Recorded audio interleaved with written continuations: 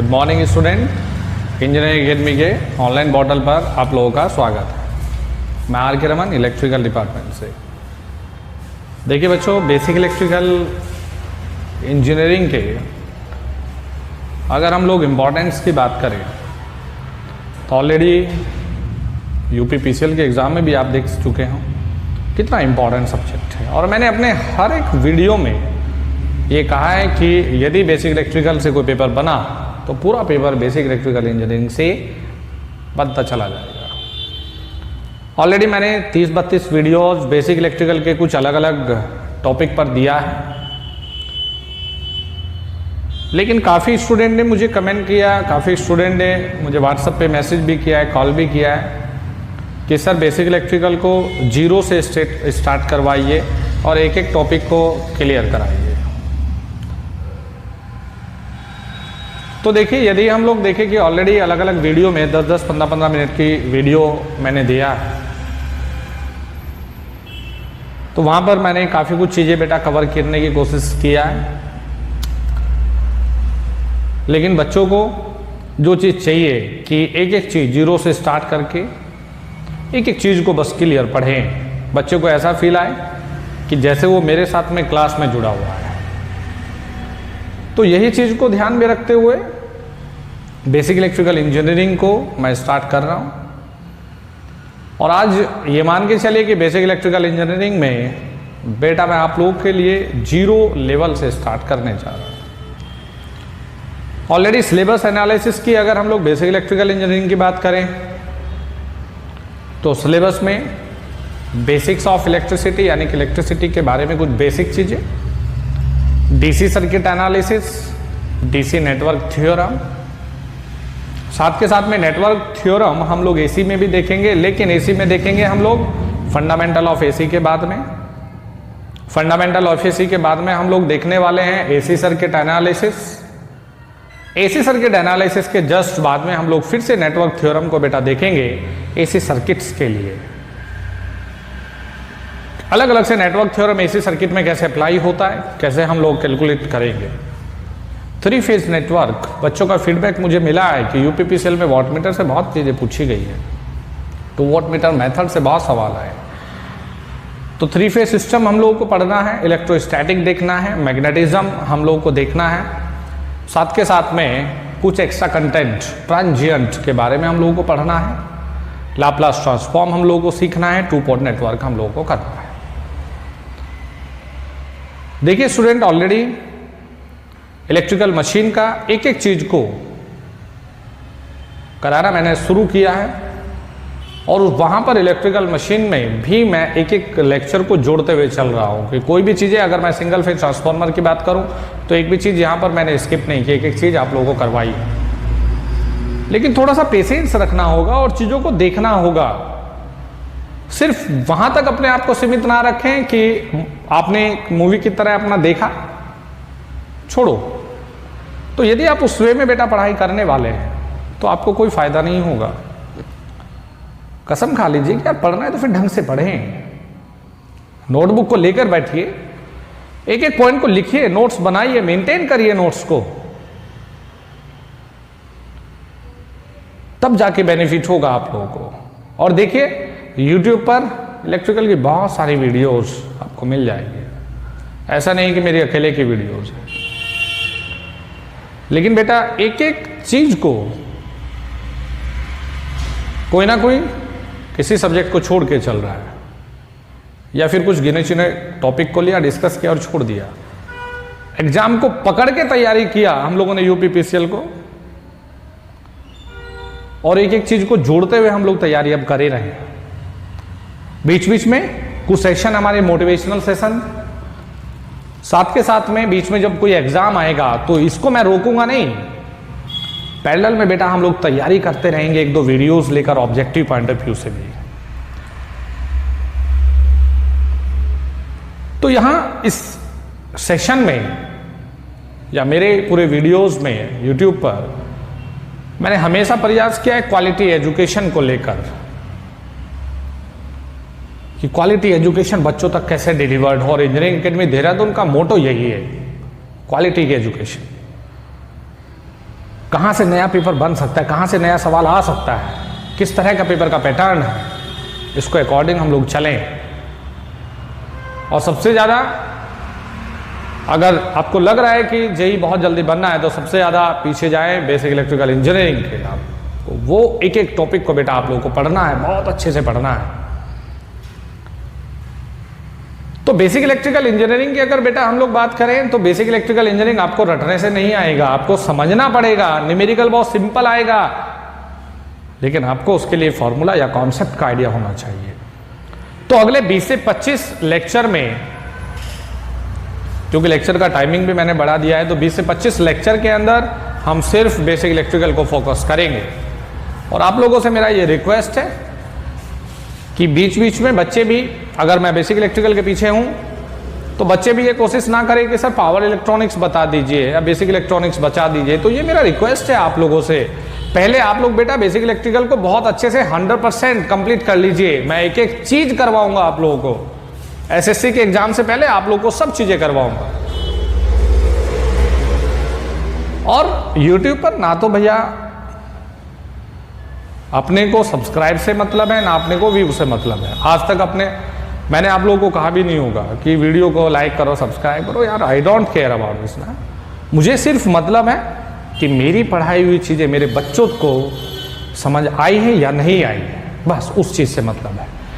जो एजुकेशन या जो चीज़ें, जो कंटेंट मैंने डिलीवर्ड किया, क्या मेरे बच्चे के दिमाग में वो गया है, बस वो इम्पॉर्टेंट है। कि मेरे लिए इम्पॉर्टेंट ये नहीं है कि आप लोग क्या कर रहे हैं, मेरे लिए इम्पॉर्टेंट है कि कितना एफिशिएंटली आप वीडियो को देख रहे हैं। आप देखते रहे, 4 वीडियो देखा आपने, कुछ कंटेंट लिखा नहीं है, कोई फायदा नहीं है, तो ऐसे व्यूअर्स का कोई फायदा नहीं होगा। प्रॉपर नोट्स लेके बैठे, कसम खा लीजिए, अपने आप को ये मान के चलिए जब भी मेरा लेक्चर देखें कि हम लोग कोचिंग इंस्टीट्यूट में बैठे हुए हैं, रमन सर सामने, सिंसियरली बैठ जाइए, फायदा आप लोगों को डेफिनेटली होगा। और मेरे लिए हर एक व्यूअर्स इंपॉर्टेंट है, जो अपने आप को डेडिकेशन के साथ में तैयारी में जो लगा हुआ, मेरे लिए हर एक वो बच्चा इंपॉर्टेंट है।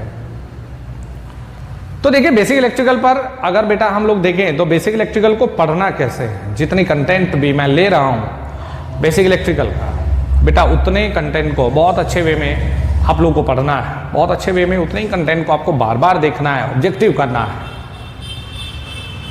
तो चलिए बेसिक इलेक्ट्रिकल में हम लोग आज स्टार्ट करते हैं। आज का चैप्टर रखते हैं basics of electricity. Basics of electricity. देखिए बच्चों, बेसिक्स ऑफ इलेक्ट्रिसिटी ये कोई पर्टिकुलरली किताबों में चैप्टर नहीं है। यहाँ पर हम लोग हर एक बेसिक चीज़ों को, हर एक बेसिक टर्म्स को समझने की कोशिश करेंगे जो हमारे इलेक्ट्रिकल इंजीनियरिंग में यूज होता है। तो सबसे पहले हम लोग देखते हैं कि बेसिक्स ऑफ इलेक्ट्रिसिटी में हम बेटा शुरुआत करते हैं कि किसी भी एटम में, देखिए यहाँ बेसिक्स ऑफ इलेक्ट्रिसिटी में हम लोग चल रहे हैं करंट से आगे। करंट से पहले का जिक्र हम चार्ज वगैरह के बारे में बेटा जिक्र करेंगे, इलेक्ट्रोस्टैटिक। तो देखिए किसी भी एटम में यदि हम लोग देखें, तो किसी भी एटम में न्यूक्लियस रहता है और न्यूक्लियस में प्रोटॉन और न्यूट्रॉन एग्जिस्ट करते हैं। न्यूक्लियस, प्रोटॉन और न्यूट्रॉन एग्जिस्ट करते हैं और बेटा बाहर की कक्षाओं में क्या रहते हैं, इलेक्ट्रॉन मूवमेंट करते हैं। तो आज हम लोग देख रहे हैं कि किसी भी एटम में कि यहां पर क्या है, न्यूक्लियस में प्रोटॉन है, न्यूट्रॉन और बाहर की कक्षा में इलेक्ट्रॉन घूम रहा है। अब देखिए न्यूक्लियस में यदि हम देखें प्रोटॉन पर, तो बेटा प्रोटॉन पे चार्ज कितना, 1.6 इंटू 10⁻⁻19 कूलाम, और इलेक्ट्रॉन पे कितना बेटा, माइनस के 1.6 इंटू 10⁻⁻19 कूलाम।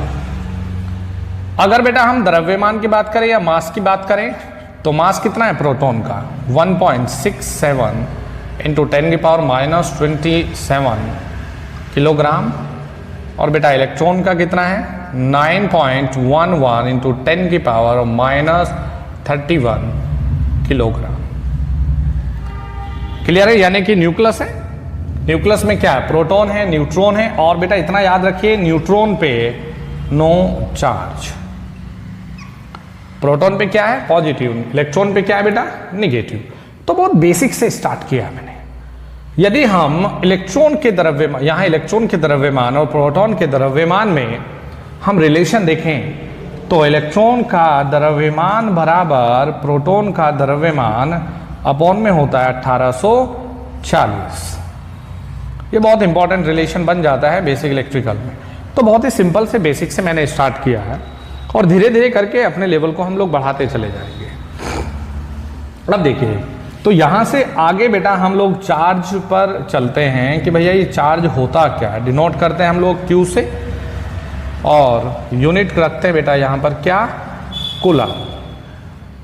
यूनिट क्या है? कूलम। तो देखिए, चार्ज को समझने की कोशिश करते हैं। एक्सप्लेन करिए चार्ज को बिना किसी इलेक्ट्रॉन के, बिना किसी प्रोटॉन के आप एक्सप्लेन करिए चार्ज को कि एक्सप्लेन कैसे करने वाले हैं चार्ज को।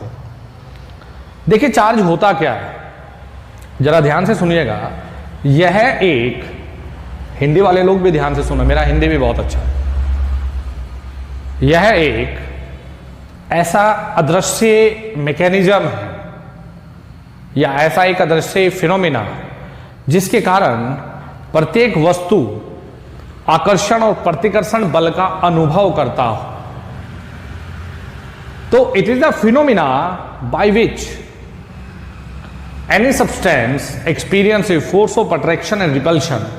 यह एक ऐसा इमेजिनरी अदृश्य मैकेनिज्म है जो दिखेगा नहीं। अगर मैं बात करूं जरा आपको, आप बैलून लीजिए और बैलून को आप बालों से रगड़िए। नेक्स्ट वाली क्लास में लेकर आऊंगा मैं बैलून। आपने रगड़ा, अपनी 12वीं क्लास में या 10th में हम लोग एक्सपेरिमेंट करते हैं, हमने बैलून को रगड़ा ऐसे बालों से हमने, और हमने कुछ कागज या एल्यूमिनियम फॉइल हमने हाथ पे रख लिया बच्चों। तो जब भी हम लोग इस बैलून को हम लोग इसके पास से लेकर जाते हैं, जो कागज वगैरह के टुकड़े रखे हैं, तो क्या डिफ्लेक्ट होते हैं, उनमें कुछ ना कुछ वाइब्रेशन होता है। या फिर देखिए, आपने बालों पे रगड़ा और आप बाल के पास में लेके जाएं, अब बाल के पास में लेकर जाएं तो उसमें टच नहीं होगा, लेकिन बिना टच हुए बाल आपके ऊपर चिपकते चले जाएंगे। तो मैं तो एक्सपेरिमेंट नहीं कर पाऊंगा क्योंकि मेरे तो बाल ही छोटे हैं, लेकिन जिसके बाल बड़े हैं वो कर सकता है एक्सपेरिमेंट। तो यार आप जरा सोच के देखिए, गहराई में जाके सोचिए कि कुछ ना कुछ तो ऐसा एक मैकेनिज्म है जिसके कारण प्रत्येक वस्तु आकर्षण और प्रतिकर्षण बल का अनुभव कर रही है। तो इट इज अ फिनोमिना या it is A imaginary phenomena by which any substance experience a force of attraction and repulsion. आप लोग अपनी बेसिक क्लास में एक्सपेरिमेंट पढ़ते होंगे कि जब हम लोग बेसिक क्लास में कि अंबर, आप लोगों को मैं बता दूं कि इलेक्ट्रॉन बाद में आया, अंबर जो रीठा टाइप होता है ब्लैक कलर का, हम लोग रगड़ते भी हैं अंबर, फिर बाद में उसका नाम इलेक्ट्रॉन किया गया। तो जब उन्हीं वस्त्र को हम लोग अंधेरे में, जब उन्हीं वस्त्र को हम लोग ऐसे रगड़े भी, उतारे भी, तो स्पार्किंग जैसा होता है। ये सभी तो चार्ज है और क्या है। तो इलेक्ट्रॉन और प्रोटॉन पर तो चीजें बाद में आएगी, या निगेटिव और पॉजिटिव है, वो चीजें तो बाद में है। तो बेसिक चीज पर जाइए ना, बेसिक इलेक्ट्रिकल का मतलब यही है, हर एक चीज के बेसिक पर जाइए। तो हम लोग क्या लिखेंगे चार्ज में, हम लोग क्या लिखेंगे कि इट इज द, मेरे साथ साथ लिखते जाइए, it is the imaginary phenomena by which any substance experience a force of attraction and repulsion is called charge. तो यह एक ऐसा अदृश्य फिनोमिना है जिसके कारण प्रत्येक वस्तु आकर्षण और प्रतिकर्षण बल का अनुभव करता है। यहां से आगे की कहानी हम लोग इलेक्ट्रोस्टैटिक में पढ़ेंगे, चार्ज के बारे में बड़े डिटेल्ड में जाके हम लोग पढ़ने वाले हैं। बेसिक इलेक्ट्रिकल इंजीनियरिंग में आप लोग को सुपर बनना है भाई। जिसका बेसिक इलेक्ट्रिकल इंजीनियरिंग बढ़िया उसके लिए आसान रहेगा सब पेपर, क्योंकि बाकी पेपर आपको धोखा दे सकते हैं बाकी सब्जेक्ट, लेकिन ये बेचारा ऐसा है कि चाहे थोड़ा कम पूछा जाए लेकिन डेफिनेटली पूछा जरूर जाएगा आपके हर एक पेपर में। तो ये हो गया हमारा चार्ज। चलिए बेटा नेक्स्ट टर्म पर चलते हैं हम लोग करंट की तरफ। तो मैं चार्ज से डायरेक्टली पहुंच गया करंट पर, तो करंट की यूनिट क्या है? एम्पियर। देखिए मैंने 0 से स्टार्ट किया है मेरे बच्चों, एक एक चीज को ध्यान से देखते रहिए। तो इट इज ए, बहुत सिंपल से वे में लिखवा रहा हूं, rate of flow of charge. It is a flow of charge through a conductor, या rate of charge of, rate of flow of charge. तो बेटा I बराबर, बहुत सिंपल से वे में मैं मार्क करवा दूं तो I बराबर Q/T, या I बराबर dQ/dt भी मार्क कर सकते हो। तो बेटा देखिए यूनिट क्या है मेरे बच्चों? एम्पियर। जरा यहां से सोचिए, आप ऑब्जेक्टिव बनाने की प्रयास करिए। एम्पियर बराबर हम ये भी तो लिख सकते हैं, यूनिट क्या है? कूलाम अपॉन में T का मतलब क्या है? समय, यानी कि सेकंड, यानी कि ये भी तो इंपॉर्टेंट है। एम्पियर बराबर कूलाम्स अपॉन सेकंड। तो करंट के लिए क्या है? Flow of charge through a conductor, क्या है हमारा? करंट। I बराबर Q/T, वेरी वेरी इंपॉर्टेंट। चलिए आगे चलते हैं बेटा हम लोग पोटेंशियल पर। पोटेंशियल, तो देखिए पोटेंशियल का जो यूनिट हम लोग लिखते हैं ये क्या होता है बेटा? वोल्ट होता है। अब जरा पोटेंशियल का मतलब V बराबर IR से बिल्कुल नहीं है। अगर ऐसा आप समझ रहे तो आप गलत है बच्चों। पोटेंशियल का मतलब है, जरा सोचिएगा कि यह किसी अनंत पर स्थित, यह किसी अनंत पर स्थित धनात्मक इकाई चार्ज को किसी बिंदु तक लाने में किया गया कार्य होता है। किसी चार्ज को अनंत से किसी एक बिंदु तक लाने में किया गया कार्य पोटेंशियल कहलाता है। तो क्या लिखेंगे? इट इज ए, देखिए हिंदी वाले लोग भी ध्यान से सुन ले, पहले मैं डेफिनेशन को प्रॉपर्ली हिंदी में बोल रहा हूं, उसके बाद मैं इंग्लिश में नोट कर रहा हूं। अगर आपको सिर्फ जल्दी जल्दी टॉपिक को खत्म करना है तो ऑलरेडी मैंने बेसिक इलेक्ट्रिकल करवाया, लेकिन यहां पर मैं टाइम लूंगा, एक एक चीज को मैं 0 से आप लोगों को बता रहा हूं, मैं नोट्स भी करवा रहा हूं आप लोगों को। तो किसी तरह की यहाँ कोई जल्दबाजी नहीं है। जिस बच्चे को जल्दी हो वो फटाफट से हमारी शॉर्ट वीडियो देख ले और जाए भैया, निकल जाए। तो यह किसी धनात्मक इकाई चार्ज को अनंत से किसी एक बिंदु तक लाने में किया गया कार्य होता है। तो it is a work done to bringing a unit positive charge from infinity to at any point. It is a work done to bringing a unit positive charge from infinity to at any point. ये अब देखिए बेटा V बराबर हम लोग क्या लिखने वाले हैं मेरे बच्चों? V बराबर W/Q, very very important formula. V बराबर W/Q। अब देखिए W का मतलब क्या है? जूल, अपॉन Q का मतलब क्या है? कूलाम। तो बेटा आप लोग यहां पर वोल्ट भी लिख सकते हो। जूल पर कूलाम बराबर क्या है? वोल्ट। देखिए कितनी सिंपल सी चीजें, यहां से स्टार्ट किया, चार्ज को लिया, करंट को लिया, पोटेंशियल V बराबर W/Q। चलिए यहां से आगे चलते हैं।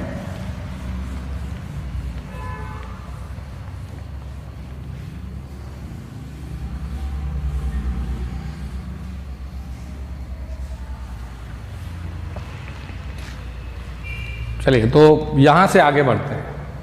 अब देखिए बेटा नेक्स्ट पॉइंट पर चलते हैं, वोल्टेज ड्रॉप पर। वोल्टेज ड्रॉप, इसकी यूनिट भी क्या है? वोल्ट। एक एक चीज को बस समझिएगा ध्यान से। Voltage drop, volt. तो देखिए वोल्टेज ड्रॉप का सीधे सीधे जो मतलब है, यहां पर ये क्या है? I, यहां पर क्या है? रेजिस्टेंस है। तो हाँ वोल्टेज ड्रॉप हम लोग क्या लिखते हैं? V बराबर IR। यूनिट क्या लिखेंगे बच्चों? वोल्ट। ऐसे देखिए वोल्टेज ड्रॉप सिर्फ रजिस्टर में ही नहीं होता, वोल्टेज ड्रॉप कैपेसिटर में भी होता है। तो XC रिएक्टेंस होता है, ये I है, तो XC बराबर क्या होता है? 1/, ओमेगा सी, या फिर 1/2 पाई एफ सी। यूनिट क्या होता है? ओम। तो वी सी बराबर आई इंटू एक्स सी। यूनिट क्या है? वोल्ट। ऐसे बेटा ये इंडक्टर में भी आप कैलकुलेट कर पाएंगे आसानी से। तो यहां पर क्या है? इंडक्टर। तो ऐसे ही यहां पर करंट आई, तो एक्स एल बराबर ओमेगा एल या फिर 2 पाई एफ एल। यूनिट क्या है? वोल्ट। तो आप वोल्टेज ड्रॉप वी एल बराबर क्या लिखेंगे? आई इंटू एक्स एल। यूनिट क्या है? वोल्ट। क्लियर है? तो ये हो गया हमारा वोल्टेज ड्रॉप। अब देखिए नेक्स्ट पॉइंट पर चलते हैं। ईएमएफ। ईएमएफ का मतलब क्या है? Electro motive force. ईएमएफ का मतलब है इलेक्ट्रोमोटिव फोर्स। देखिए पोटेंशियल और ईएमएफ दो अलग अलग चीजें होती है। यूनिट यहां पर भी क्या है? वोल्ट है। देखिए पोटेंशियल बेटा किसी भी चार्ज को अनंत से किसी बिंदु तक लाने में किया गया कार्य है। ईएमएफ क्या है? ईएमएफ किसी चार्ज को एक जगह से दूसरी जगह भेजने में दी गई ऊर्जा है। तो हम लोग क्या लिखेंगे? It is a energy which it gives to each coulombs of charge. यह प्रत्येक चार्ज को एक जगह से, it is energy which is gives to each coulomb of charge, प्रत्येक चार्ज को दी गई ऊर्जा है। तो यूनिट क्या लिखेंगे बेटा? वोल्ट ही लिखेंगे। एक और होता है हमारा पोटेंशियल डिफरेंस। पोटेंशियल डिफरेंस, तो देखिए बच्चों पोटेंशियल डिफरेंस ये हम लोगों को बहुत ज़्यादा हेल्प करेगा न्यूमेरिकल प्रॉब्लम को सॉल्यूशन करने के लिए। न्यूमेरिकल प्रॉब्लम बहुत ही अच्छे से हम लोग सॉल्यूशन कर पाएंगे। तो पोटेंशियल डिफरेंस ज़्यादा कुछ नहीं है। देखिए जनरली क्या है, यदि हम लोग एग्जाम्पल के लिए सोच ले कि यार यहाँ पर कोई ये स्विच है और यहाँ पर कोई लोड लगा है, क्लियर है? तो यहाँ पर हम लोगों ने कहा ये पॉइंट ए है और ये पॉइंट बच्चों बी है, और यहां किसी भी वायर के थ्रू ये कनेक्ट है, किसी भी वायर के थ्रू। यहां पर रेजिस्टेंस क्या है? आर है। तो यदि हम VA यहां पर लें और यहां पर हम लोग VB ले लें, तो देखिए कुछ ना कुछ वोल्टेज ड्रॉप होगा। यदि वोल्टेज ड्रॉप नहीं होगा तो ये वोल्टेज इसके बराबर होगा। तो यदि हम देखें कि यार ये करंट आई है, क्लियर है, यहां से यहां तक हम लोगों को वोल्टेज लिखना है AB, यानी कि 2 पॉइंट के रेस्पेक्ट में। तो VAB क्या लिखने वाले हैं बेटा? हम लोग VA माइनस VB, ये क्या रिप्रेजेंट कर रहा है? पोटेंशियल डिफरेंस, और इसकी यूनिट क्या लेंगे बच्चों? वोल्ट लेने वाले हैं। अब देखिए ध्यान देना है, पोटेंशियल डिफरेंस के केस को अलग अलग से एनालिसिस करना है यार। यदि यहां पर वोल्टेज V1 दे दिया जाए और यहां पर वोल्टेज V2 दे दिया जाए, ये रेजिस्टेंस R है और करंट लिखना होता है। देखिए पोटेंशियल डिफरेंस इसको देखना है। KCL के न्यूमेरिकल के साथ में खेलेंगे आप लोग यदि ये चीज समझ गए। तो देखिए I बराबर, I स्टार्ट कहां से होता है? V1 से स्टार्ट होता है। एंड कहां पर होगा? V2 पर एंड होगा। तो देखिए पोटेंशियल डिफरेंस लिखना है बच्चों आपको। पोटेंशियल डिफरेंस का मतलब क्या है? यदि यहां पर प्लस है तो डिफरेंस ये माइनस ये, यानी कि V1 माइनस V2 अपॉन में ब्रांच का टोटल रेजिस्टेंस कितना है? R है। तो क्या लिखेंगे? करंट कितना आ गया हमारा? I ampere. अब देखिए एक और केस को हम लोग देख लेते हैं। यदि हम लोगों को बेटा ये V1 दे दिया जाए और यहां पर माइनस के V2 दे दिए, ये रेजिस्टेंस R है और करंट यहां पर दिया गया है I, तो I बराबर देखिए स्टार्ट कहां है? V1 पर है। एंड देखिए कहां पर है? माइनस के V2। तो माइनस के V2 पर यदि एंड होगा तो हम क्या रखेंगे? प्लस के V2 अपॉन में ब्रांच का टोटल रेजिस्टेंस R। ऐसे ही हम लोग एक केस को और देख लेते हैं। यदि ये R1 है, यदि ये R2 है, ये V1 है, ये माइनस के V2 और देखिए डायरेक्शन ये है। तो आपको दिमाग में रखना है कि I बराबर बेटा क्या लिखेंगे? कहां से स्टार्ट होता है? कहां से स्टार्ट हो रहा है? तो आप कहेंगे माइनस के V2 से स्टार्ट होता है। इसके बाद में देखिए कहां पर खत्म है, कहां तक आया है? तो प्लस के V1 है। तो प्लस के V1 का मतलब क्या है बच्चों? माइनस के V1 अपॉन में दोनों रेजिस्टेंस, टोटल रेजिस्टेंस यानी कि R1 plus R2 ampere. Clear है? तो आप आसानी से पोटेंशियल डिफरेंस भी मार्क कर पाएंगे। तो देखिए करंट के बारे में हम लोगों ने सीख लिया है, वोल्टेज के बारे में बच्चों हम लोगों ने पढ़ लिया है, ये सब टर्म से हम लोग फेमिलियर हैं। अब हम लोगों ने ये चीजें पढ़ लिया है, तो नेक्स्ट टर्म पर चलते हैं हम लोग। नेक्स्ट टर्म पर चलते हैं, रेजिस्टेंस। तो नेक्स्ट टर्म है हमारा रेजिस्टेंस, जिसको हम लोग कहते हैं प्रतिरोध। यूनिट क्या है? ओम। ओम। तो देखिए ओम क्या है या रेजिस्टेंस क्या है? इट इज ए, या आप जनरली समझिए हाउ मच मिनट। तो रेजिस्टेंस का मतलब क्या है? which offered opposition to the flow of current in DC is called resistance। जो DC में करंट के फ्लो का अपोज करता है उसको रेजिस्टेंस कहते हैं। तो बेटा इसमें क्या लिखेंगे? which offered opposition to the flow of current in DC is called resistance। जो DC में करंट के फ्लो का अपोज करेगा उसको हम लोग रेजिस्टेंस कहेंगे। अब देखिए R बराबर रो L अपॉन A, और रेजिस्टेंस इंपॉर्टेंट है एग्जाम पॉइंट ऑफ व्यू से। देखिए बेटा ये क्या है? रो क्या है? रो को हम लोग कहते हैं स्पेसिफिक रेजिस्टेंस या फिर रजिस्टिविटी। रो को क्या मार्क कर रहे हैं? स्पेसिफिक रेजिस्टेंस या रजिस्टिविटी। और इसका मतलब इसकी यूनिट क्या बनी फिर? ओम मीटर। बेटा इसको पढ़ेंगे, वेरी वेरी इंपॉर्टेंट। साथ के साथ में ये ध्यान देना है कि रजिस्टिविटी जो डिपेंड करती है वो किस पे करती है? Type of material. Type of material पर डिपेंड करता है और साथ के साथ में डिपेंड करता है टेम्परेचर पर। तो बेटा ये बहुत ही इंपॉर्टेंट है, टाइप ऑफ मटेरियल और टेम्परेचर पर डिपेंड करता है। ये क्या है बेटा? Length of a wire. Length of a wire. और ये क्या है बेटा? Cross sectional area. अब जरा देखिए ध्यान से सुनेंगे, टाइप ऑफ ए मटेरियल, इस पे एक ऑब्जेक्टिव था पेपर में, यानी कि दो मटेरियल अलग अलग दिए जाए तो डेफिनेटली उनकी रेजिस्टिविटी बेटा अलग अलग होगी। यदि दो कंडक्टर सेम मटेरियल के दे दिए जाएं तो चाहे वो 1 किलोमीटर लंबा है, पतला है, मोटा है, 2000 किलोमीटर लंबा है, उसकी रेजिस्टिविटी का रेशियो 1:1 ही होगा।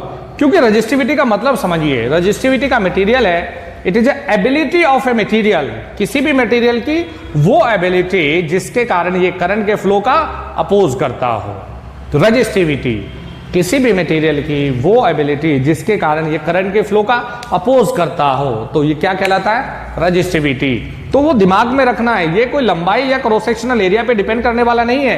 कुछ बच्चे ये गलती करके आ जाते हैं कि रो बराबर R into a upon l, और वो टिक करके आ जाते हैं कि directly proportional to cross sectional area, inversely proportional to length of a wire. तो बेटा ये गलत करके आते हैं, ये इस पे डिपेंड नहीं करता। इसका मतलब क्या है? टाइप ऑफ मटेरियल सिर्फ मटेरियल के टाइप पर डिपेंड करता है। तो यहां पर हम लोगों ने कुछ बेसिक चीजें ली है, यहां से आगे हम लोग लेंगे लेक्चर नंबर 2 में, और ये प्रॉपर एक सीक्वेंस में लेक्चर मैं लेके आता रहूंगा। आप बस मेरे साथ जुड़े रहिए, ऐसी चीजों को वॉच करते रहिए। आज के लिए इतना ही। Thank you very much and all the very best for your future.